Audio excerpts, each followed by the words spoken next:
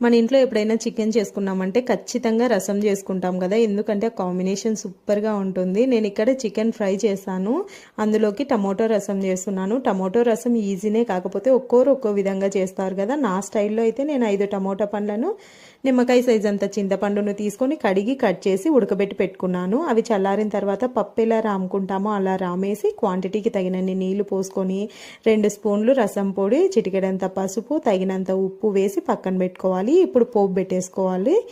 ముందు stove on చేసుకొని గిన్నె పెట్టుకొని అందులో కొంచెం ఆయిల్ పోసుకొని పోపు దినుసులు, వెల్లుల్లి రెబ్బలు, కరివేపాకు, ఎండుమిర్చి ఒకదాని తర్వాత ఒకటి వేసి వేగిన తర్వాత ప్రిపేర్ చేసి పెట్టుకున్న రసాన్ని ఇందులో వేసి 2 పొంగులు వచ్చే వరకు ఉడికించామంటే మనకు రసం అయితే తయారైపోతుంది. చాలా ఈజీ ప్రాసెస్. ఇంకా రకరకాలుగా చేస్తారనమాట రసాన్ని. మీకు ఇంకా చికెన్ వీడియో కావాలనుకుంటే అది 60 సెకండ్లలో పెట్టడానికి అవ్వదు, ఫుల్ వీడియో సెండ్ చేస్తాను. తప్పకుండా ఛానల్కి సబ్స్క్రైబ్